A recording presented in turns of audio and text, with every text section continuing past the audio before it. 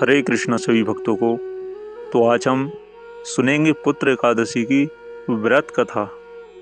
तो आइए शुरू करते हैं। एक बार युधिष्ठिर ने पूछा, हे मधुसूदन, सावन के शुक्ल पक्ष में किस नाम की एकादशी होती है? कृपया मेरे सामने उसका वर्णन कीजिए। भगवान श्री कृष्ण बोले, हे राजन, प्राचीन काल की बात है। द्वापर युग के प्रारंभ का समय था। महिष्मतीपुर में राजा महिजित अपने राज्य का पालन करते थे, किंतु उन्हें कोई पुत्र नहीं था। इसीलिए वह राज्य उन्हें सुखदायक नहीं प्रतीत होता था। अपनी अवस्था में अधिक देख राजा को बड़ी चिंता हुई। उन्होंने प्रजा वर्ग में बैठकर इस प्रकार कहा, प्रजाजनों, इस जन्म में मुझसे कोई पातक नहीं हुआ है। मैंने अपने खजाने में अन्याय से कमाया हुआ धन नहीं जमा किया है।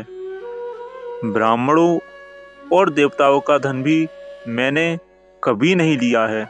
पुत्र वक्त राजा का प्रजा का पालन किया है। धर्म से पृथ्वी पर अधिकार जमाया है। दुष्टों को चाहे वे बंधु हो और पुत्रों के समान ही क्यों ना रहे हो, दंड दिया है। श्रेष्ठ पुरुषों का सदा सम्मान किया है और किसी को देश का पात्र नहीं समझा है।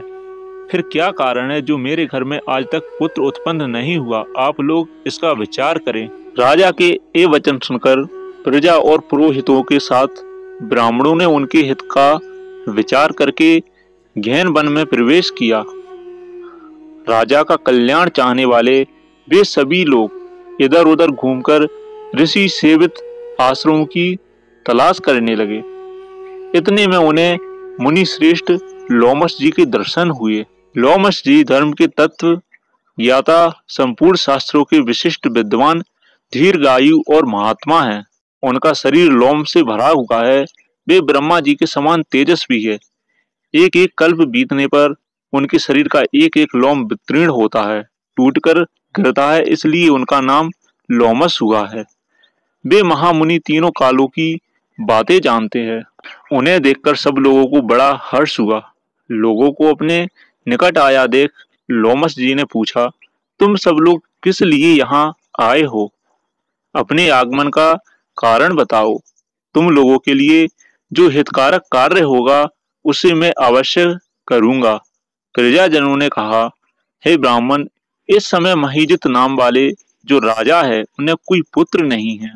हम लोग उन्हीं की प्रजा है जिनका उन्होंने पुत्र की भांति पालन किया है। उन्हें पुत्रहीन देख उनके दुख से दुखित होकर हम तपस्या करने का दृढ़ निश्चय करके यहाँ आए हैं। राजा के भाग्य से इस समय हमें आपका दर्शन मिल गया है। महापुरुषों के दर्शन से ही मनुष्य के सब कार्य सिद्ध हो जाते हैं। मुनि, अब हमें उस उपाय का उपदेश कीजिए जिससे राजा को पुत्र की प्राप्ति हो। उनकी बात सुनकर मैं ऋषि लोमश 2 घड़ी के लिए ध्यान मग्न हो गए। तत्पश्चात राजा के प्राचीन जन्म का वृतांत जानकर उन्होंने कहा, प्रजाव्रत सुनो। राजा महिजित पूर्व जन्म में मनुष्यों को चूसने वाला धनहीन वैश्य था। वह वैश्य गांव-गांव घूमकर व्यापार किया करता था। एक दिन जेठ के शुक्ल पक्ष में 10वीं तिथि को जब दोपहर का सूर्य तप रहा था, वह किसी गांव की सीमा में एक जलाशय पर पहुंचा। पानी से भरी हुई बावली देखकर वैश्य ने वहां पानी पीने का विचार किया। इतने में ही वहां अपने बछड़े के साथ एक गऊ भी आ पहुंची। वह प्यास से व्याकुल और ताप से पीड़ित थी, अतः बावली में जाकर जल पीने लगी।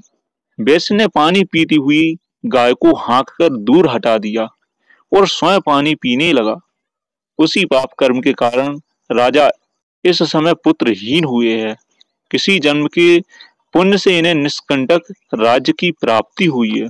प्रजाजनों ने कहा, हे मुनि, पुराणों में उल्लेख है कि प्रायश्चित रूप पुण्य से पाप नष्ट होते हैं, अतः ऐसे पुण्य कर्म का उपदेश कीजिए जिससे उस पाप का नाश हो जाए।